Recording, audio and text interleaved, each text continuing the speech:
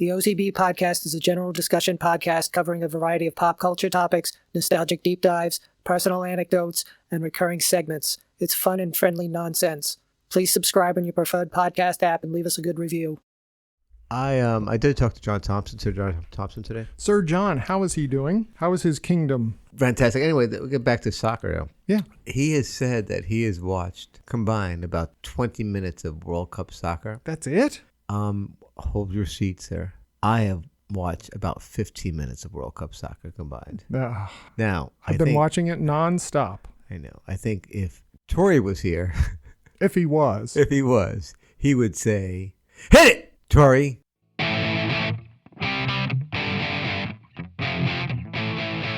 Welcome to the OC Bombers podcast, and now here's Neil. Hey, Scotty, how are you? I am excellent and exceptional. How are you doing, buddy? Fantastic. Number 298. 298. And I'm going to adjust the microphone here a second. Yeah, you do that. Okay. Oh, that seems perfect.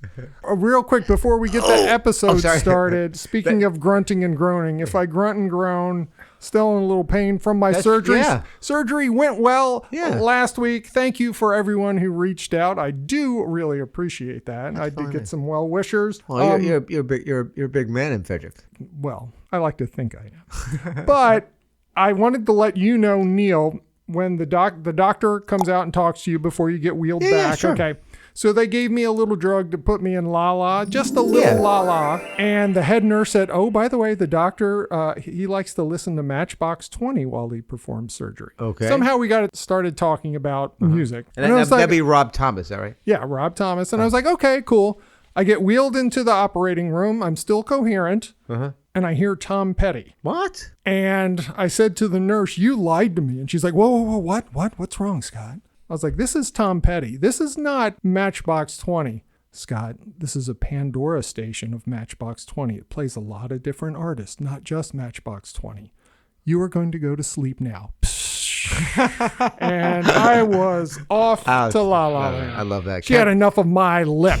Count down to 100. 100, beep. Wow. So you went to sleep to Tom. You know what Tom Petty song it was? I do not. Okay. But his voice is very distinct, so I knew it was him. Right. So waiting to get stitches out this week, and then physical therapy, Neil. Yeah, I mean, I know you're in a lot of pain, but you look great. And with that thing on your forearm, it looks like kind of, It looks kind of dangerous. And we all know it's better to look good than to feel good. Absolutely. Right? And your toe is doing well? Yeah, I saw it this evening. I think we're at the 80%. I think there's growth in there. You don't think so? No. There's growth. Growth is going to be wild, but I mean, as far as pain and getting back to the normalcy of life. So there's our old man segment talking about our maladies. But Neil, we do have to talk a little bit in memoriam. A couple people have passed away. Wanted to bring up a singer. Yeah. 84 years old. David Clayton Thomas, lead singer and Grammy award winner from the band Blood, Sweat, and Tears. Sure. Yeah. Now, the reason why I wanted to bring this up was Bud up there in North Central Pennsylvania. Drink! He had a Blood, Sweat, and Tears greatest hits album back in the day, and I used to love the song Spinning Wheel. Oh, absolutely. Great. You know, just rocking his voice, very distinctive. Very deep. What goes up? Oh, sorry. And it had that rock feel to it with the horns, kind of a Chicago type sound. Yeah. It was very good. No, I agree. I think as we discussed in the past, my mom used to buy us 45s on when she used to buy her meat on Friday at the butcher. And so there was a Blood, Sweat, and Tears in all those, Spinning Wheel. And I looked it up. These were the other hits. Sure. You make me so very happy. Yeah. The way he belts that out is just beautiful. Just a big voice. Yeah, that's great. Yeah, very good. So anyway. Sad to see that he has passed away. We're going to talk about Clive Davis later on. Little tease for you in your music segment. But then I also have to bring up... I think. Have to bring up a Frederick County icon. If you grew up in Frederick County, you know the voice of Tommy Grunwell. Well, he passed away at the age of 86. Can I just stop right here for a second? I mean, I'm sorry for Tommy, but you sent me the list here, and I was like, okay, Tommy Grunwald, maybe he's a country singer I never heard of, blah, blah, blah. He does not, unfortunately, does not have a Wikipedia page for Tommy. No, he does not. But I did look him up after that, so you may continue. Yes, he is the voice of Frederick County. If you are my age or close to it, you heard him on the radio, WFMD or WFRE, and I went to high school with his son, Kevin. He was a groomsman at our wedding. Really? So, yeah. So I just want to condolences out to Kevin Grunwell and all the Grunwells there. But Tommy, his dad, also known as the Great Grundoon, a nickname, he was always the MC at events around Frederick County for the JC's, Rotary, VFW, Elks. If you needed an MC, it was always Tommy Grunwald, the voice of Frederick. Wow, so, good for him. Wow. Condolences to everybody. Wow, and condolences. Let's just jump right into the Quizmasters. From the OCB podcast studios on the scruffy stage, it's OCB Quizmasters. Tonight's contestant hails from Clarksburg, Maryland. Please welcome Neil. All right, Neil, Quizmasters, you are at 4,700 points. Yeah. A little stumbling block last week on the Millennium Falcon, but you still have Funny People, Classic TV, and Potpourri. You can close out a couple of those categories. Only 4 clues remaining. Neil, where would you like to go? All right, let's go for the biggest dollar amount on the board right now, Scotty. We'll go with Funny People for 400. Now, Neil, this, I believe, is worth 400 points. So put your thinking cap on. And I mean, it might be a little challenging, but you can get this correct. Oh, wow. The pressure. Known for his deadpan delivery and clean comedy, this Tennessee-born comedian first hosted Saturday Night Live in 2023. Yeah, I think I got this. All right. I think this is the guy you like. Who is Nick Bargoni? Okay, it's Nate Bargatze, but in Neil's speak, you nailed it. Congratulations, Neil. That's exactly what I took. Neil Quill. I speak Neilese. What did you say? Newt Bargoni? Nick Bargoni. Yeah. That is great stuff. Now, who says I don't have tolerance, Neil? You love me, but who I wouldn't get credit for that on Jeopardy. No, you wouldn't. But you did. But I did. That's why this is not Jeopardy. So now we can say that. It could be because I'm so high on painkillers, but I don't know.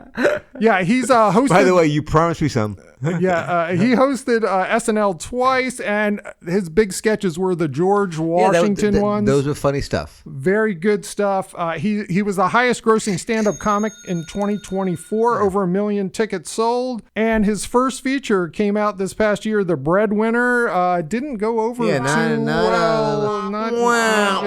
Not a good thing. But I mean, yeah, he's a likable guy. But I mean, he took a shot at it. Yeah. Did you see that show that he had, the quiz show, like the Average American? You know what? I passed by it and I was like, no, this is not worth my time. We taped a couple of those, and yeah, it was fine. It was, a good fine, but not great.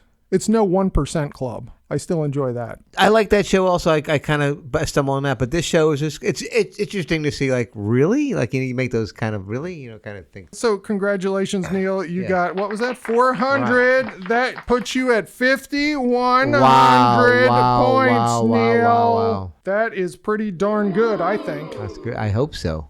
So I have only 3 $100. 3 left, and then we're going to go to the double Quizmasters round. But is that like double Jeopardy? We can't say that. Okay, but that's a good guess, Neil. Yes, I would give you credit for that. All right, Neil, I have a story here. Since the 4th of July, the semi-quincentennial of America, the 250th birthday is coming up. Happy birthday, America. So I thought, let's look at some things. A light theme. A very light theme. But if we were around in 1776, Neil, besides helping craft the Declaration of Independence and all that, we would have been in that room. I think I would. I would have been in that room. Yes. We would have had a lot of fun in that room too. Yeah. I would have. Listen, you call him Mr. Washington. Hey, Georgie boy, Georgie, come here. What are we putting in this? Well, anyway, according to tasteofhome.com, I have some menu items that you would be eating. It's not quite like what they serve at Colonial Williamsburg. Wait a second. I'm not getting a turkey leg. No. That's not even on here. I am not getting. Then I don't want to. What the list is not valid, but you may continue. Oh, come on. The actual food made was quite practical because there was no refrigeration. Sure. Meat spoiled quickly, and the fresh ingredients changed season to season. You can get everything year-round. Salty stuff. Right. So you got Europeans, you got indigenous people, and all kinds of stuff for these 11 food items, Neil. The first one is... Wait a second. I'm going into a restaurant in 1776 in Philadelphia, Boston, or New York, or where? Or your own home, or a friend's home. Okay. This is what you're going to be eating. So if I'm going to the Montgomerys, which very well you guys came over on the Mayflower, I think. Close enough. But yes, Kelly would be making election cake. It was very popular in New England. It's heavy with dried fruit, warm spices with whiskey or brandy in it. So think of fruit cake or spice bread. Okay, yeah, keep it. I would definitely eat that. Sure. It says nothing about putting heaps of butter on it. No, that's right. I would love to do that. That's a Montgomery, right? I bet you it pairs well with bourbon. Some George Washington rye. Woohoo. Our next item is Brunswick stew. Ooh, I've had Brunswick. I've heard of Brunswick stew. Let's see if it's the same thing. Yeah, so in the South, where it originated, Virginia and Georgia both claim ownership, but the early versions included squirrel meat simmered with tomatoes, lima beans, corn, and okra. Slow roasted kind of thing. I haven't had it with the squirrels, but I've had the other pieces in a stew. Yes, I feel like there's a lot of big beans or something in it as well. But have you lima beans? I like lima beans. Have you ever eaten squirrel? No. I have not. Kelly believes she has because her grandfather would prepare it. Okay.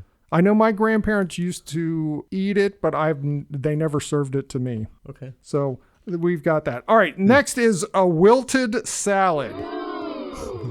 I don't know why it has to be wilted, but there are garden greens tossed with softened onions, mustard, vinegar or lemon, and some form of warm animal fat. Very like a butter. Yeah, it's very nice. Well, I was hoping for lard. Okay. Don't you think a good lard dressing? That's what it is, really. Helps the constitution. That sounds pretty good, by the way. Hopefully it's iceberg lettuce. I doubt if that was around. Do you like the arugula? I like all greens. It's fine. Every single green. You would eat grass outside. Sure. Okay. The next is turtle soup. Okay. Doesn't say whether it's box turtle or snapper. This is for the more wealthy and upscale people, Neil. Okay. So this is a rich, expensive food meant to signal sophistication. It's turtle meat simmered in a rich broth and finished with Madeira or sherry. Ooh, very nice. So a little wine in there. Uh-huh. I wonder if it tastes like chicken. I'm sure it does. You think it would be tough? Yes. Have you ever had turtle? No. Do you want to try turtle? I could talk to the OCB kitchens. Not particularly. Now, Lisa and I just watched one of those shows on Netflix, like, Survivor. It was like a Survivor-like thing, but these guys was like 3 teams, and they had to eat like weird, like they had no food. They had to, like, lizards or fish they were catching. Yeah, I don't think I could do that. Like Bear Grylls taking a turtle and just roasting it on an open fire and spooning it out? They didn't do that in the show, but if they found a turtle, they would have done that. Ooh, they were in Panama. Are the turtle? I don't know. I think we should try this. Okay. Our next food is succotash. Oh, I like the succotash. Suffering succotash. Yeah. That's corn. Corn, beans, sometimes squash, and fresh herbs. Succotash originated in the native communities, and then the European settlers arrived and quickly adopted the dish, and everybody loves it. Suffering succotash. I don't know if I've had this recently. I think it used to be on the menu at the Old People's Restaurant in Frederick, the Dan D, which is no longer there. Not the Mountain View Diner? No, it probably is on the menu there. Okay. Road trip. Our next item is hasty pudding or mush. It's basically grits, Neil. Yeah. Spoonfuls of cornmeal, boiling milk till it's extra thick, and you add butter or cream. You're not a grits person. I'm going to try grits again. I got to go revisit it. You can get grits with or without cheese, is that correct? Correct. Oh, I always go sans cheese, unless it's like a shrimp and grits at a brunch type thing. But regular grits, very good. Put lots of butter, lots of salt, pepper. Very good. You get the corn flavor from it. Okay. I'll try it. We have so many things we need to try together, Neil. Next is pigeon pie. That's right, pigeon pie. Yeah, this is where I'll draw the line. Passenger pigeons once existed in such overwhelming numbers that the flocks reportedly darkened the skies for hours at a time, Neil. Darkened the skies like an eclipse. Oh, my God. A bad thunderstorm. So many pigeons. Pigeons. Colonialists treated them as an endless food source, which is why they ended up being baked into savory pies all across America. It has a rich gravy, flaky pastry, savory pigeon meat, and herbs all baked together. Oh, now savory pies, we really don't eat a lot of those in America. I don't, and I don't. It's a very English thing, I believe. With no disrespect to pigeons, but aren't pigeons considered like flying rats? Pigeons You've heard that. and bats. You've bats heard that before. Yeah, that all they do is crap on things and spread diseases, much like a rat. Okay. But you wouldn't want to taste their sweet, savory meat in a pie? That's a hard no. Our next food item... How was the timing with that? It was perfect, as always. Our next item is hoe cakes. Winky dinky hoe cake. Hoe's got to eat too. What? Remember that from Hollywood Shuffle? Not the really. 1987 Robert Townsend movie with the Wayans brothers? I don't. I remember the movie. I don't remember the line. The guy wanted to have winky dinky hoe cakes. But a hoe cake, they are crispy edged cornmeal pancakes cooked over a fire on a flat metal plate called a hoe. Well, there you go. It's like, kind of like flapjacks, right? Or just like cornmeal. Why wouldn't you like that? Put a little honey and butter on it? Yeah, man. Come on. Sounds good. Our next item. They didn't do so bad in 1776. No, they have potted meat. Well, maybe they're going south here, I guess. It involved pounding cooked meat into a paste, packing it tightly into jars, and sealing it beneath a thick, airtight layer of butter or lard. Properly potted, meat could last for a year. So it's basically making a hot dog, but not putting it in the casing. Right. And less nitrates, yes, I would think. But potted meat, if you look in your local grocery store, they still have potted meat food product on the shelf. Oh, I must have missed that. Do you not like to pound cooked meat? No. Oh my God. We're up to number 10 now, Neil. Oh, good. I was about to get sick on that one. Pepper pot soup. Ooh, what's that? I like that. It's hearty, heavily seasoned, and filled with tripe, which tripe is the edible lining from the stomachs of cows, sheep, or goats. Right. Also has vegetables with an aggressively peppery broth designed to warm people through the brutal winters. So here's the leftovers. We're going to put some things in there and lots of pepper so you can choke it down. Uh-huh. Have you had tripe? I don't think I have. In some sort, I think about, and I'm not 100% sure of this, tripe might be what we would call derma in like kind of like a kosher dish. Okay. Like in a kosher deli you would get. So I think it was everything that was like tripe was probably in there. My dad liked that kind of stuff, like tripe, tongue, and blah. Yeah, not you. The last two seemed very hot doggish to me. All right, here's our last one. It is called syllabub. Syllabub. One of colonial America's favorite party drinks. We love a party drink. Who doesn't? Frothy punch combined with whipped cream, sugar, citrus, and alcohol, usually wine or cider, sherry, or brandy. So let's see. You've got whipped cream, sugar, citrus. It sounds almost like a dreamsicle orange crush to me. That's good. Can't you see the founding fathers drinking that? Oh, I love orange crushes. Right. Let's write a Declaration of Independence. Right. Well, Ben Franklin liked to tip that elbow a little bit. Let's go to commercial already. Okay, All right, Jess is done with the menu, so when we come back, we're going to have some more fun, Neil. Woohoo!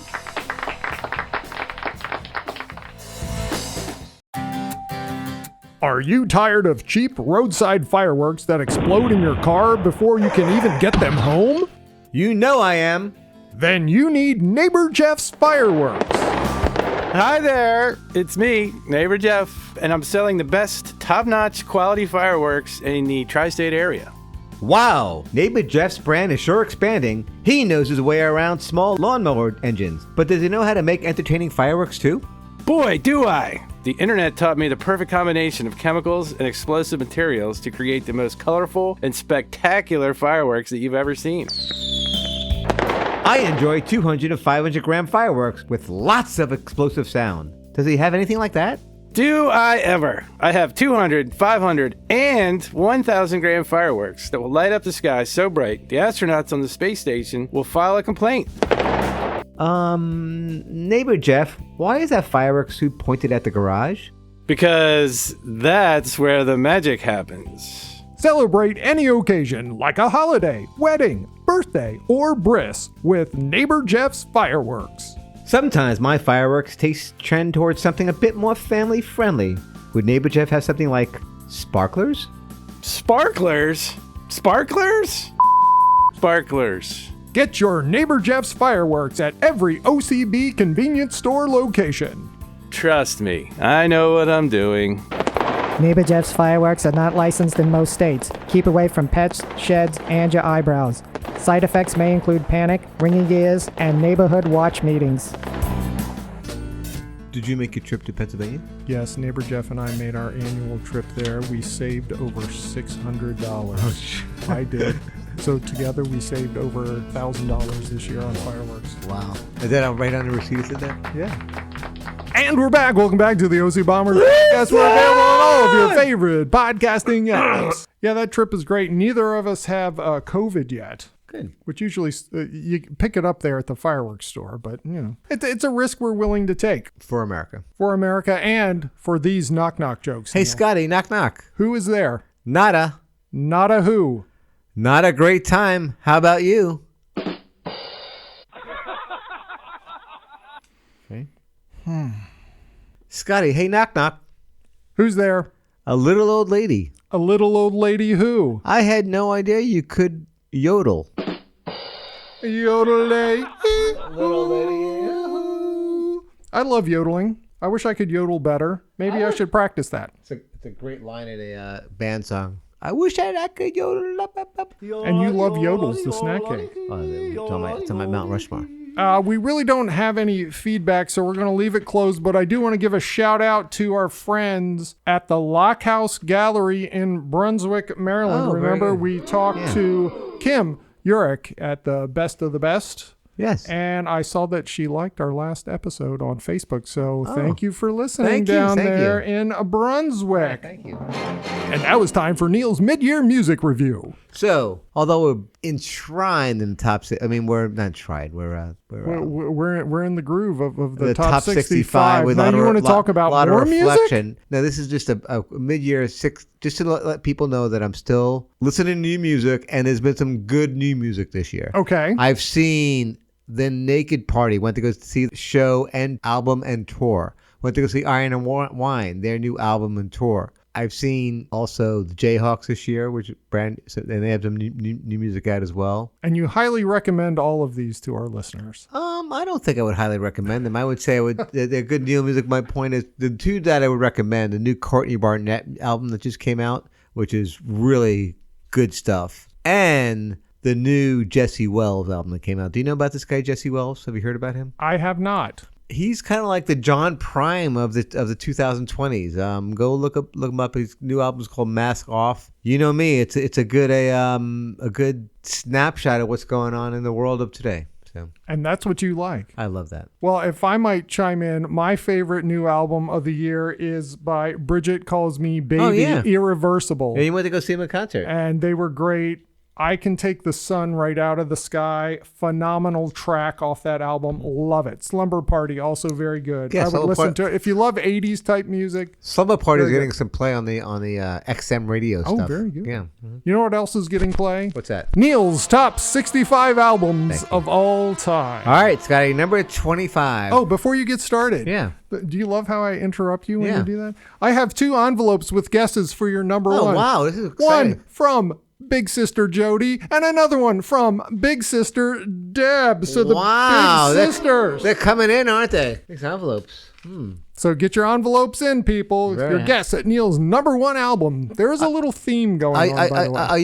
Are you extending the July 4th deadline? You know what? I'm such a giving mood that maybe I will. Yes, get them to me. Get them to me soon, people. All right, number 25. This is top 25, Scott. This is like big stuff. We're breaking through. I love it. And it's just really hard to believe in this one. This is one I'll just say it's hard to believe that this album has been around in my life for so long. So here it is. Seconds of Pleasure is a 1980 album by Rockpile, a band consisting of guitarist vocalist Dave Edmunds and Billy Bremer, bass vocalist Nick Lowe, and drummer Terry Williams. Rockpile was a British rock band in the late 1970s and early 1980s, noting for a strong pub rock, rockabilly, and power pop influences. They were a fundamental influence on new wave. Rockpile recorded almost enough material for 5 studio albums, though only one, Seconds of Pleasure, which is on this list, was released under the Rockpile banner. So they toured as Rockpile. Interesting. But 3 other albums, Tracks on Wax 4, Repeat When Necessary, and Twanging, were released as Dave Edmunds solo albums. And Labor of Lust was released as a Nick Lowe solo albums. They all played on these albums together. That seems kind of silly, but okay. No, what it was record contract. Sure, deals. The record deals. So that was kind of, we'll get to that in a little bit. And I know you gave me a Rockpile song on a compilation CD back when we used to make those for each other. And I can't remember the name of the song, but. Could be Heart. Yes, that's it. Mm-hmm. So anyway, get back to this album, Seconds of Pleasure from 1980. The album opening track is Teacher, Teacher, which you probably became a minor hit on the Billboard Hot 100. The song appeared in the opening credits of the 2011 movie Bad Teacher. Haven't seen that. But Lust for a Teacher, it's what you need in a good rock and roll song. It's always there. It's always kind of weird, but it's in there. It's a theme. All right. What I will say about this before when you go listen to this album, what you got to find is, and if you can't find it, the cut where they have a 4-song EP where it says Nick Lowe and Dave Edmunds sing the Everly Brothers. Oh, I love the Everly Brothers. This was like, and then when I went to Fredonia, my buddies had this EP that I never had, and I was like, oh, I am home.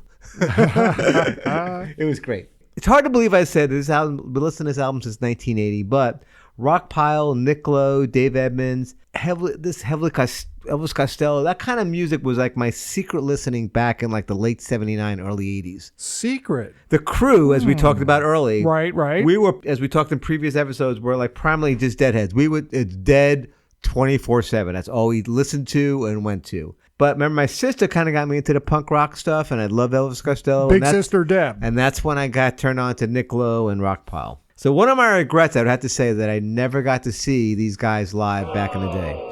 Because I couldn't, nobody was into it. It was me. I wasn't going to shows by myself back then. You weren't? When did that start? In my 40s. Oh, I thought that was all your entire life thing. But that being said, I'd like to pay a little tribute to Nick Lowe, who had an album came out in 1978 called The Jesus of Cool. Okay. Anyway, Nicholas Drain Lowe, born March 24th, 1949, is an English singer, musician, and producer. Along with being a vocalist, he plays guitar, bass guitar, and harmonica. Basically a bass guitar player. Mostly that's what he would play in bands. I love playing the bass guitar. He's best known for songs of Cruel to Be Kind. You know that song? Yeah, that's a great song. And I love the sound of Breaking Glass. You know that song? If I heard top it, 10 UK hit, as well as production of Elvis. He was a big producer back in the day with Elvis Costello, Graham Parker, and others. So there was a record label called Stiff Records, and they had all these players, and he was producing all these all these players on that album. It was really a great another one of my little pet peeves, secret listening I do back in the day with Stiff Records. Well, to make it all about me, I remember Nick Lowe being on an early episode of Live from Daryl's house. Okay. And he and Daryl played Cruel to Be Kind. It was very early on because I believe they were sitting actually on Daryl's couches just playing before he actually had a little studio set up at his house. Yeah. Well, Lowe also wrote What's So Funny About Peace, Love, and Understanding, a hit for Rock Costello, which is one of my favorite songs of all time. Yes. Nick Lowe, I don't know where I'd be without him in my life. It's just been great. So fantastic. Understandable why he's on your list, Neil. Exactly. Listen, I think you're gonna like this album, Scotty. Okay, I can't wait to listen to it. I think this is one you'll say, like, you know what, Neil, I like this one. Yeah, that Elvis Costello album last week, didn't quite do it for me. The U2 one, both Kelly and I enjoyed listening to it. Yeah. Very good. Tell me more, Papu. Number 24, another comeback? Here we go. Let's bring it up. Supernatural is the 18th studio album effort by the American rock group Santana, debuted via Arista Records on June 15th, 1999. Following a period of the mid-1990s without a recording contract, guitarist and founder Carlos Santana reconnected with Clive Davis, the Arista president, who had originally bought the band and Columbia Records in 1969. Alongside A&R executive Peter Gangbarg, Santana and Davis tailored the album for pop radio appeal, incorporating guest appearances from stars like Rob Thomas, Laura Hill, Dave Matthews, Eric Clapton, and CeeLo Green, plus a bunch of other people on that album also. It's just, and that has Smooth on it, correct? Exactly, yes. Well, here we go. We'll talk about it right now. This album was a global phenomenon, selling approximately 30 million units and becoming the most successful record ever released by a Latino artist. It dominated the charts, hitting number 1 in 11 nations in the U.S. It held the top spot for 12 weeks and earned a 15X platinum certification. The lead single, Smooth, featuring Rob Thomas, reigned over the Billboard Hot 100 for 12 weeks. Critically, Supernatural made history at the 2000 Grammy Awards by winning 9 awards, surpassing the record previously held by Michael Jackson's Thriller. That is a huge deal. Now, that song, Smooth, still very good today. I'm not sick of it. It's fantastic. I remember the first time listening to that and with the kids, and we had to listen to that song twice in the car because they were into it. And something popped up on my social media feed this week about this song where Rob Thomas and Carlos Santana were trying to figure out who would sing lead on that song. I believe Sting and a couple other prominent people. They wanted somebody else to do it, and then they were like, well, Rob, you wrote it. You go ahead and sing it. Now, this album featured a collaboration with Eric Clapton again. By the way, that's third time that we've seen Eric Clapton on the list. He'll be on there one more time. What an attention grabber. But he's never the front. He's never an Eric Clapton title. Always in the background with him. And also, this is number 6 on the 1990s release. For even though it was a 99 release, it was that good. I believe you told my dad back in the day to run, don't walk to purchase this album. I said, and that's it. The first song, like on the song, the drum beat and the recognizable Santana guitar. Wow, that's all I got to say. It's just, Santana. He's a guitar virtuoso. Let's just talk about Carlos Santana for a second. Okay. Carlos Humberto Santana Bagrin is celebrated Mexican-American guitarist who pioneered the fusion of rock and roll with Latin American jazz. His rise to prominence began in the late 1960s, notably with a career-defining performance at the Woodstock in 1969. Have you ever seen the Woodstock movie? That Soul Sacrifice? Oh, yeah. Fantastic. He's phenomenal. Over his career, he amassed 10 Grammy Awards and inducted into Rock and Roll Hall of Fame. Recently, Rolling Stone... 7 of those Grammys from this album? Yeah, 9. Rolling Stone magazine ranked him 11th greatest guitar player of all time. Okay. Oh, okay. I have long admired Santana as a vital figure in my role. At first he had Bill Graham that kind of guided his way in San Francisco and Woodstock, right? Mm-hmm. Then it was Clive Davis who facilitated his late career resurgence, right, with Supernatural, right, we talked about back before. So this was a testament to Davis's enduring impact on Santana's journey from his debut to his massive revival, because he did sign him back in Columbia back in the late 69. Back in the day. Yeah. So as we know, Clive Davis passed this week. So let's do a little tribute and quiz for Clive. Okay, let's do that. All right. So Clive Davis, huge in the music industry, was born April 4th, 1932, is one of the most transformative and influential executives in the history of modern music industry. How's that? Wow. I totally agree. Over a career spanning more than 6 decades, his sharp ears, business acumen, and vision helped shape the soundtracks of multiple generations. So Davis didn't start out planning a career in music. He graduated from Harvard Law School and initially worked as a corporate lawyer. But in 1967, he was appointed president of Columbia Records. At that time, the historic label was heavily rooted in traditional pop and jazz. And then Davis immediately recognized the massive cultural shift towards rock and counterculture, right? So his pivotal moment came in 1967 at the Monterey International Pop Festival when he saw Janis Joplin and Big Brother performing. He signed them on the spot. Then began an unprecedented run of signing and cultivating talent that redefined popular music. So over his career at Columbia, but then in 74, he started his own label, Arista Records, where he signed, over his career, he signed icons like Bruce Springsteen, Billy Joel. Blood, Sweat, and Tears. Blood, Sweat, and Tears. Aerosmith, We All Make Mistakes. Nah. Earth, Wind, and Fire. They made him a lot of money. Barry Manilow, Patti Smith. Perhaps most famously celebrated for his discovering a young Whitney Houston in his early 80s, meticulously guiding her path to become one of the greatest vocalists of all time. Also, for decades, Davis was known as a dedicated family man, have been married and divorced twice with 4 children. However, in 2013, in his autobiography, The Soundtrack of My Life, he publicly came out as a bisexual, sharing that he'd been in a committed relationship with a man in his late 1990s. Good for him. Yeah, good. Yeah, this is just a man who celebrated life. Yes. All right, ready for a little quiz, Scott? I am. I'm ready. Which legendary rock band did Clive Davis famously sign to Arista Records in the late 1970s, helping to revitalize their career and launch a commercial comeback with albums like Low Budget? Was it A, The Who, B, The Kinks, C, The Rolling Stones, or D, Led Zeppelin? I really don't know. I'm going to say The Who. Oh, the key word was Low Budget for the Kinks, yeah. So, Scott, I'm sorry, you're not playing for the Pop Hoop Trophy. No, although you won it last week. I got it last week, so I'm going to ride on that high for a while. All right. In 2000, after leaving Arista Records, Clive Davis instantly founded a new successful venture. So he went from Columbia to Arista, and now he started a new one that launched the career of Alicia Keys. What was the name of this new record label? Was it A, J Records, B, Maverick Records, C, Rock Nation, or B, Bad Boy Records? I don't like any of those. Let's go with A.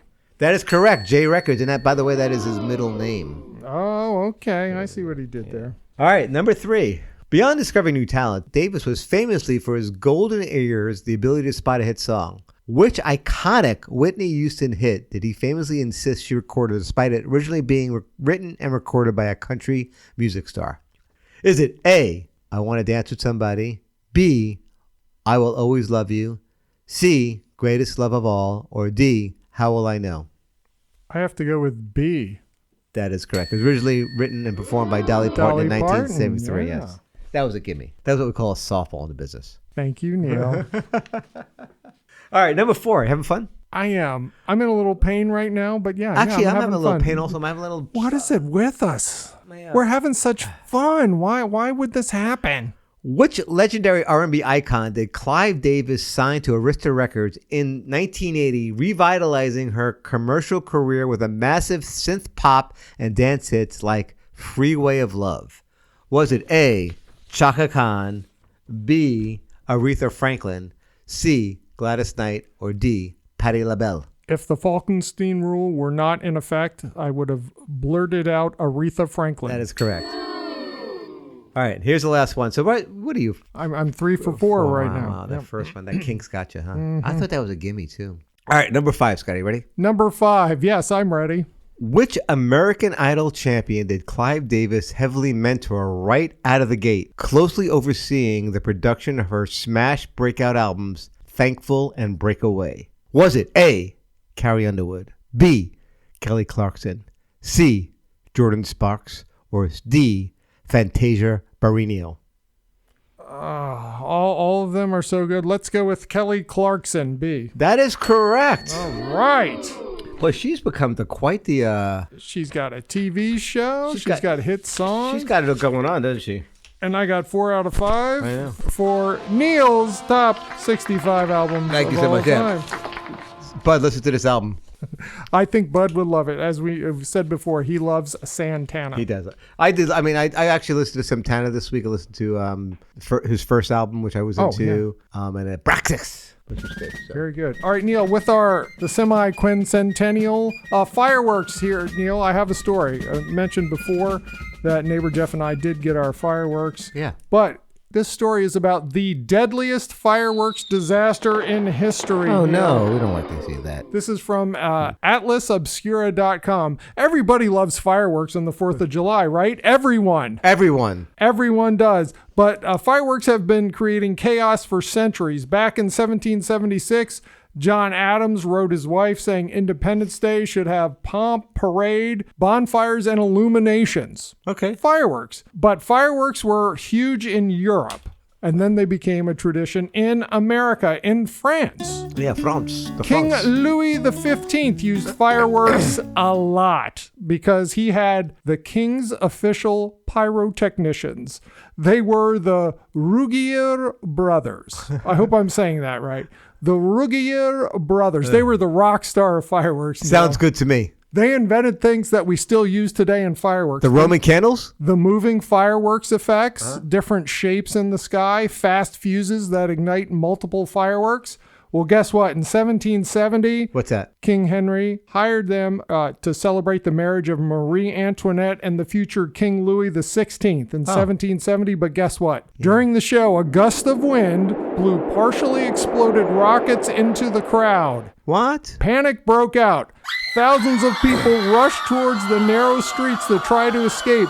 Many were trampled. The death toll said 133 people, but historians have gone back and estimated it's closer to 1,200 to 3,000 people died in this fireworks accident, Neil. Well, it was because people panicked. People shouldn't panic. So this is the deadliest fireworks disaster in history. And what's wild is the Ruggiero brothers, they didn't get blamed. Oh, no. Instead, the Parisians blamed the city officials for poor crowd control and bad planning. Let's pick it. Let's go on strike. One of the Ruggiere's later discoveries was chemical combinations that created the different colors of fireworks. So when you watch fireworks, Neil, you're basically watching upgraded 1700s technology with better marketing. Yeah, pretty good. I mean, it really hasn't changed. Gunpowder. They're still dangerous. According to USA Safety data, around the 4th of July, over 230 people a day end up in emergency rooms with firework-related injuries. Neighbor Jeff, please be careful. Meet my friend in Brooklyn, Nine Finger Al. No, true story. Listen, I just buy the fireworks. I let neighbor Jeff set them off. I'm not stupid. Nothing here, Neil, about the effects of fireworks on climate change. So let's talk about it. But we wait. Oh, what? We don't have time to discuss. Are we taking a nap? Climate change. Shocker. But Neil, I often think, because happy birthday, America, 250 years, the have a great, friendly, and happy safe quincentennial. I often think, Neil, leading up to this 4th of July, the founding fathers like George Washington, Ben Franklin, John Adams, let's throw in James Madison, Alexander Hamilton. What would they say if they could see us today in America? And here's what I came up with. Here's exactly what they would say. What's that? They would huddle, and then George would break out of the huddle and say, "Keep up the fair work." I think that's all that can be said. I think that's probably exactly what he would say. And then Ben Franklin would say, "Listen!" Of course they would. All right, Neil, we're leading up to episode 300. It's going to be huge, but we got to get to 299 first. Big show. Happy 4th of July. Be safe. Yeah, everybody be safe out there. Have fun. And we'll see you next week. All right, bye-bye. Thank you for listening to the OCB Bombers podcast. We're available on Amazon, Apple, iHeartRadio, Pandora, SoundCloud, Spotify, and YouTube. Leave us your feedback and comments. Until next time, so long. See you, Neil. Bye, Scotty.